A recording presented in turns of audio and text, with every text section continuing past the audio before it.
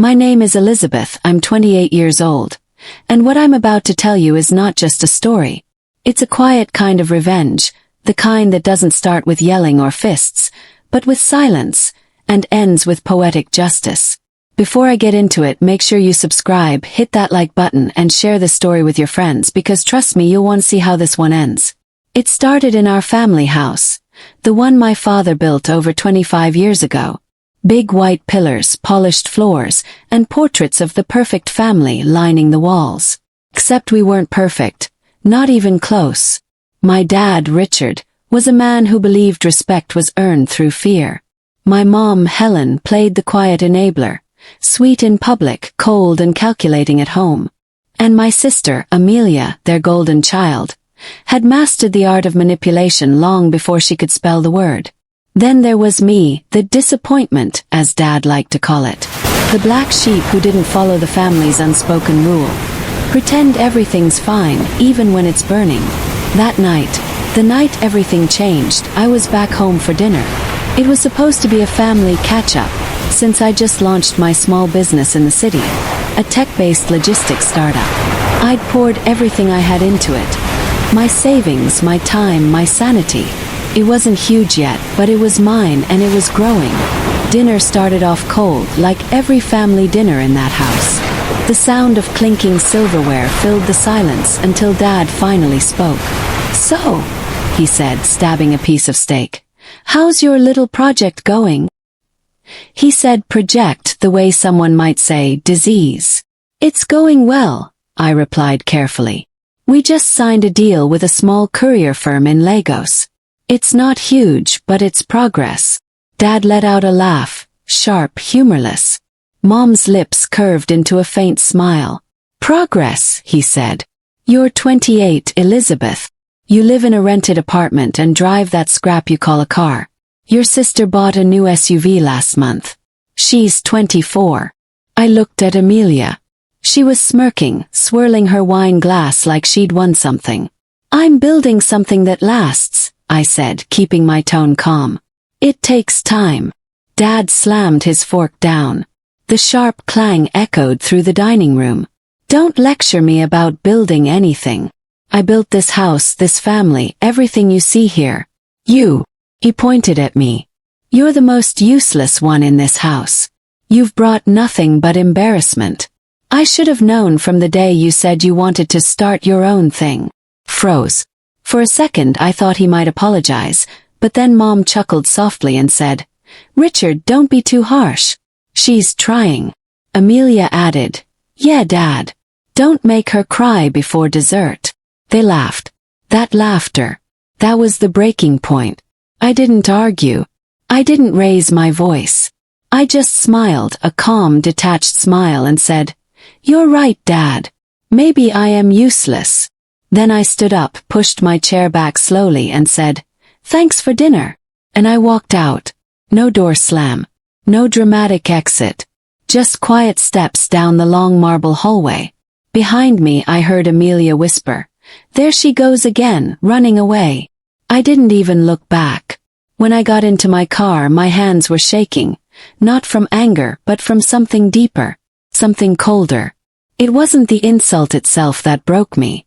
It was realizing that I'd been trying to earn respect from people who would never give it. That night I didn't cry. I sat in my apartment staring at my phone.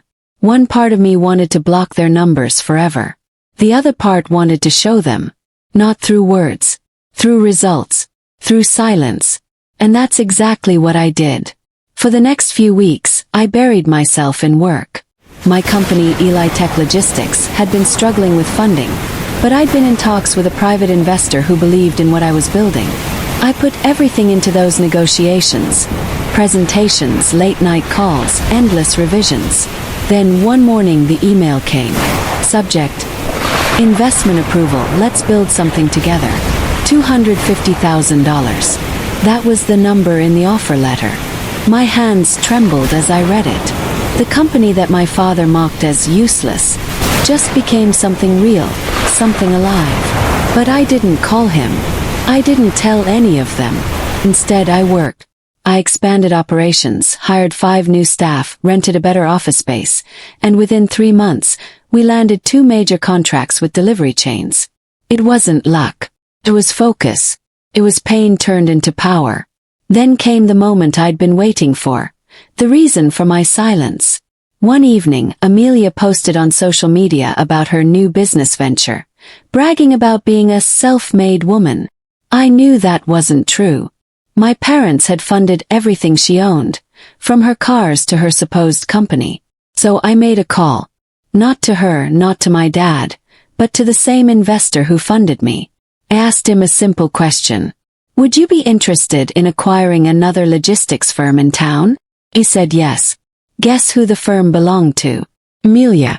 Within days, her company's ownership shifted. Not to me, but to a holding group I partially controlled through the deal. She didn't know, of course. But the best part came the next morning. 7 a.m. 31 missed calls from Mom. 2 messages from Dad. The first one read, Elizabeth, what's happening? Your sister says someone took over her company. The second one read, You did something, didn't you? Answer the phone. Smiled. My coffee steamed beside me. I typed one message and hit send. Useless is busy. And that's when everything began to unravel. The morning after I sent that text, I expected a few more calls, maybe a rant or 2 from my father.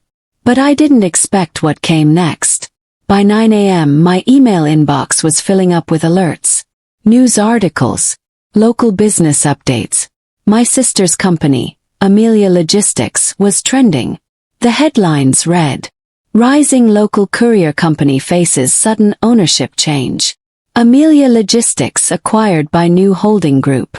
Rumors of mismanagement surface following internal audit.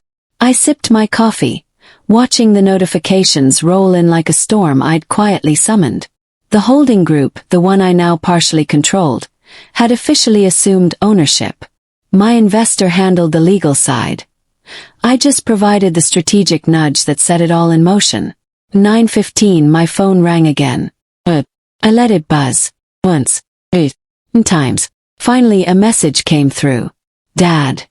You think this is funny? Whatever game you're playing, end it now. Another came seconds later. Dad. You're ruining your sister's life. Fix this immediately. Fix this. The same man who called me useless now wanted me to fix something. I laughed quietly. Not out of cruelty, but because of the irony. Around noon Mom called. Unlike Dad, she didn't start with anger. She went straight for guilt. Elizabeth, please. Amelia is crying. She says someone's trying to destroy her business. She's your sister, remember? This isn't how family behaves. I took a deep breath before answering. Mom, do you remember that night at dinner? When Dad called me useless and you laughed? Her silence was sharp. I didn't destroy her business, I said evenly. I just bought it. Click. The line went dead. For the rest of the day, my phone didn't stop ringing. Dad called my office. Amelia sent voice notes, alternating between sobbing and screaming. Each message made one thing clear. For the first time, they were powerless. That night, I received an unexpected visitor.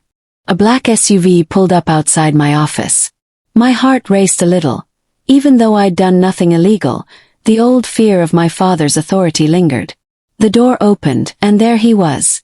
Richard Cole, the man who once controlled every conversation in our family. Except this time his voice wasn't booming. It was weary. Elizabeth, he said, stepping inside without asking. We need to talk. I gestured to a chair. By all means. He sat down, his eyes scanning the office. The framed contracts, the company logo on the glass door, the small team working quietly outside. So this is what you've been building, he muttered. I underestimated you. You did, I replied. He cleared his throat. Look, whatever happened with Amelia's business, I'm sure it can be fixed. Just transfer it back. Pay you. You don't need to humiliate your family. Humiliate? I raised an eyebrow. You mean like calling your daughter useless in front of everyone? That was Honesty. I finished for him. Because I think this is honesty too, Dad. You raised me to fight for myself, remember? I just learned to do it quietly. He shifted uncomfortably. Your mother's worried sick. She says you're turning cold. I smiled faintly. Cold is better than broken. He stood up, frustrated. You're making a mistake, Elizabeth.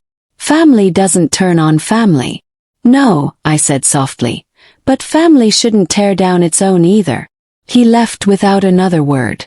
For the first time in my life, he didn't have the last say. That night, Amelia posted a cryptic message online. Never trust anyone. Even family will stab you in the back. The comment section was full of sympathy. Her friends had no idea what really happened. I didn't reply. I didn't expose her. My revenge was never about public humiliation. It was about reclaiming my worth. But things didn't end there. A week later, I received an invitation to a family meeting. Typical of my father. He still believed he could summon me like a child. I almost ignored it, but something in me wanted to see their faces again. The meeting was held in the same dining room where he'd once called me useless. The air smelled of expensive polish and tension. When I walked in, Mom looked like she hadn't slept in days. Amelia was fidgeting, her perfect manicure chipped. Dad sat at the head of the table, arms crossed. He started without preamble. We've had enough of this nonsense. You will sign over the shares, and we'll put this behind us. I sat down slowly. You think this is about money? He frowned. What else could it be? It's about respect, I said. Something you've never given me. Mom sighed dramatically. Elizabeth, stop this rebellion. Or family. We love you. Love. I said quietly. You only remember love when you need something. The room went silent. Then I pulled out a folder and placed it on the table. This, I said, is the full financial report of Amelia Logistics. The one your golden child ran into the ground. I didn't steal it, I saved it from collapse. The acquisition stopped bankruptcy proceedings you didn't even know about. Dad's eyes widened. That's impossible. Push the file closer. Check the dates, the debts, the unpaid taxes. You'd have lost your precious family name if I hadn't stepped in. For once no one spoke. Amelia's lip trembled. You knew. I knew everything, I said calmly. And I still didn't expose you publicly. Because I'm not like you. Mom reached for my hand, but I pulled away gently. I didn't come here for your approval, I continued. I came here to tell you something. I stood up. From now on, I'm done seeking permission to exist. I'll help who deserves it, not who demands it. Dad opened his mouth to reply, but I walked out before he could. Outside, the evening air felt lighter than it had in years. The same marble steps that once echoed with my shame now carried the sound of my freedom. When I got home that night, my phone buzzed one last time. A message from Dad. Elizabeth, I was wrong. I read it twice, then put the phone face down. For the first time, I didn't feel the urge to respond. Because sometimes, silence is the loudest revenge of all. 4 days after that family meeting, I heard nothing. No calls. No messages. No unexpected visits. Just silence. The same silence I'd once dreaded but now found strangely peaceful. In that quiet I realized something. Revenge wasn't always about payback. Sometimes it was about release. About finally letting go of the need to prove yourself to people who refuse to see you. Still, a part of me wondered if they'd ever truly understood what I'd done. Not just to hurt them, but to protect them from the consequences of their own pride. That clarity came sooner than I expected. About 2 weeks later, I received a call from my father's accountant. An old man named Mr. Joseph who'd worked with him for years. His voice was shaky. Miss Cole, your father asked me to reach out. He needs your help. Blink. My help? Yes, the company is under audit. The logistics contracts he gave to Amelia's firm were flagged as non-compliant. He didn't realize how deeply the losses ran until now. My silence on the line must have said everything. He cleared his throat. He knows you have connections now. That your new investors have credibility. He's asking if you'd be willing to advise him. I almost laughed. The man who called me useless now wanted advice. I didn't say yes. But I didn't say no either. I asked Mr. Joseph to send me the documents. When I opened the files later that night, I saw the truth laid bare. Years of shady bookkeeping, Amelia's careless spending, tax discrepancies that could easily turn into investigations. They were drowning, and this time no one could blame me. It would have been so easy to walk away, to let them face the consequences. But something in me, maybe decency, maybe closure, told me to handle this one last time on my terms. So I drafted a proposal. A clean, legitimate recovery plan that could stabilize their business without my direct involvement.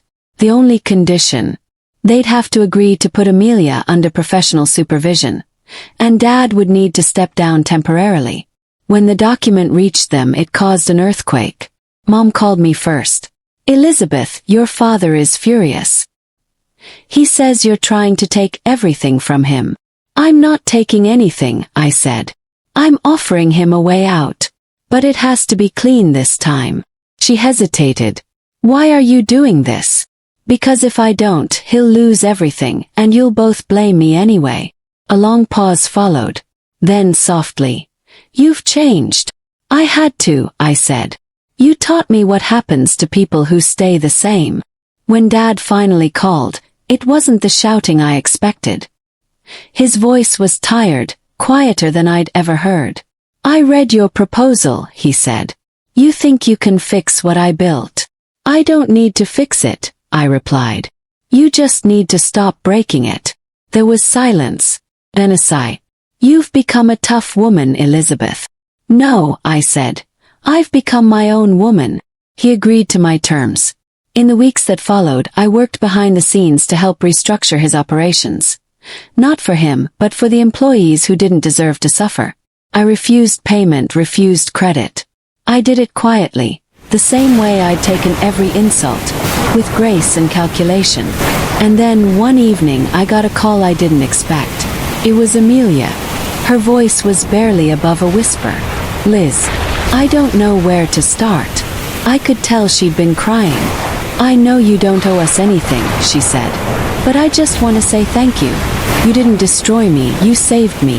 I just didn't realize it." For a moment I didn't know what to say. "Amelia," I finally said, "you don't need to thank me. Just learn from it. Build something of your own. No shortcuts this time." "I will," she said quietly. "And Liz." "Yeah. I'm sorry. For that night. For laughing. For everything." That was the first apology I'd ever received from anyone in that house. When the call ended, I sat in my office, staring out the window at the city skyline glowing against the night. The silence felt different now. Not heavy, but peaceful. A few days later, Dad invited me back to the family house. This time I didn't feel dread when I walked through those doors. Dinner was smaller, quieter. There were no insults, no comparisons. Just conversation. Real conversation. At one point Dad looked at me and said, "You know, Elizabeth, I was wrong. I thought strength meant control. But it's you who's strong. You just don't shout about it." I smiled faintly. "Took you long enough to notice." He chuckled softly. "Guess the useless one turned out all right." And for the first time we both laughed. Not out of mockery but relief. Later that night as I was leaving, Mom stopped me at the door. She pressed a small velvet box into my hand. "It's your grandmother's pendant," she said. "I should have given it to you years ago." The gold shimmered faintly in the light. "Thank you," I said quietly. She smiled. "Don't thank me. You earned it." The next morning I woke up to a familiar notification. 31 missed calls again. But this time they weren't from my parents. They were from journalists, investors, and clients wanting to work with me. I smiled to myself and texted my assistant. "Let's make time for new calls. Useless is busy. Building something bigger." And just like that everything came full circle. I didn't destroy my family. I didn't need to. They destroyed their illusion, I just gave them the mirror. And in that reflection, I finally saw myself clearly too. Not the useless one, not the disappointment, but the woman who learned that silence, when timed right, can be the loudest sound in the room. Sparkle's moral. Sometimes revenge isn't about payback. It's about growth. The kind that leaves your enemies wondering how you did it while you quietly build the life they said you never could.